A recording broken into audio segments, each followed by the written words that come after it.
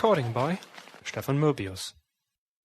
A Princess of Mars by Edgar Burroughs. Foreword. To the reader of this work. In submitting Captain Carter's strange manuscript to you in book form, I believe that a few words relative to this remarkable personality will be of interest. My first recollection of Captain Carter is of the few months he spent at my father's home in Virginia, just prior to the opening of the Civil War. I was then a child of but 5 years, yet I shall remember the tall, dark, smooth-faced, athletic man, whom I called Uncle Jack. He seemed always to be laughing, and he entered into the sports of the children with the same hearty good fellowship he displayed toward those pastimes in which the men and women of his own age indulged. Or he would sit for an hour at a time entertaining my old grandmother with stories of his strange, wild life in all parts of the world. We all loved him, and our slaves fairly worshipped the ground he trod. He was a splendid specimen of manhood, standing a good 2 inches over 6 feet, broad of shoulder and narrow of hip, with the carriage of a trained fighting man. His features were regular and clear-cut, his hair black and closely cropped, while his eyes were of a steel grey, reflecting a strong and loyal character, filled with fire and initiative. His manners were perfect, and his courtliness was that of a typical Southern gentleman of the highest type. His horsemanship, especially after hounds, was a marvel and delight, even in that country of magnificent horsemen. I have often heard my father caution him against his wild recklessness, but he would only laugh, and say that the tumble that killed him would be from the back of a horse yet unfoaled. When the war broke out, he left us, nor did I see him again for some 15 or 16 years. When he returned, it was without warning, and I was much surprised to note that he had not aged apparently a moment, nor had he changed in any other way.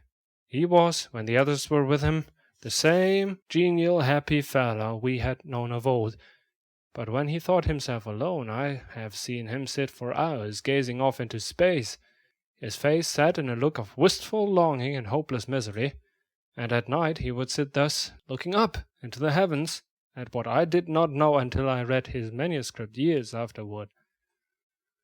He told us that he had been prospecting and mining in Arizona part of the time since the war, and that he had been very successful was evidenced by the unlimited amount of money with which he was supplied.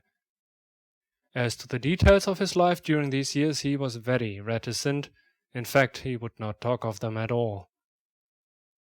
He remained with us for about a year, and then went to New York, where he purchased a little place on the Hudson, where I visited him once a year on the occasions of my trips to the New York market, my father and I owning and operating a string of general stores throughout Virginia at that time. Captain Carter had a small but beautiful cottage situated on a bluff overlooking the river, and during one of my last visits in the winter of 1895, I observed he was much occupied in writing, I presume now, upon this manuscript. He told me at this time that if anything should happen to him, he wished me to take charge of his estate. And he gave me a key to a compartment in the safe which stood in his study, telling me I would find his will there, and some personal instructions which he had me pledge myself to carry out with absolute fidelity. After I had retired for the night, I have seen him from my window standing in the moonlight on the brink of the bluff overlooking the Hudson with his arms stretched out to the heavens as though in appeal. I thought at the time that he was praying, although I never understood that he was, in the strict sense of the term, a religious man. Several months after I had returned home from my last visit, the 1st March of 1886, I think, I received a telegram from him asking me to come to him at once. I had always been his favorite among the younger generations of Carters, and so I hastened to comply with his demand. I arrived at the little station about a mile from his grounds on the morning of March the 4th, 1886, and when I asked the liveryman to drive me out to the Captain Carter's, he replied that if I was a friend of the captain's, he had some very bad news for me, The captain had been found dead shortly after daylight, that very morning, by the watchman attached to an adjoining property. For some reason this news did not surprise me, but I hurried out to his place as quickly as possible so that I could take charge of the body and of his affairs. I found the watchman who had discovered him, together with the local police chief and several townspeople assembled in his little study. The watchman related a few details connected with the finding of the body, which he said had still been warm when he came upon it.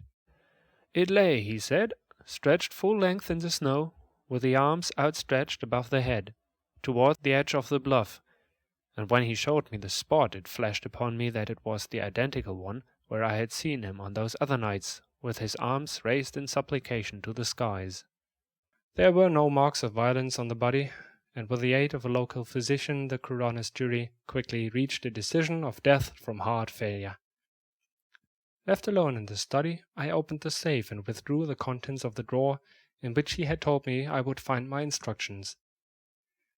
They were in part peculiar indeed, but I have followed them to each last detail as faithfully as I was able.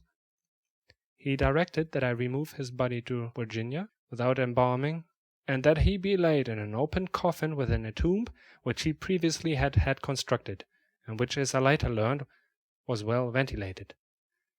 The instructions impressed upon me that I must personally see that this was carried out just as he directed, even in secrecy if necessary. His property was left in such a way that I was to receive the entire income for 25 years when the principal was to become mine. His further instructions related to his manuscript, which I was to retain sealed and unread, just as I found it, for 11 years. Nor was I to divulge its contents until 21 years after his death. A strange feature about the tomb, where his body still lies, is that the massive door is equipped with a single huge gold-plated spring lock, which can be opened only from the inside. Yours very sincerely, Edgar Rice Burroughs. End of the foreword.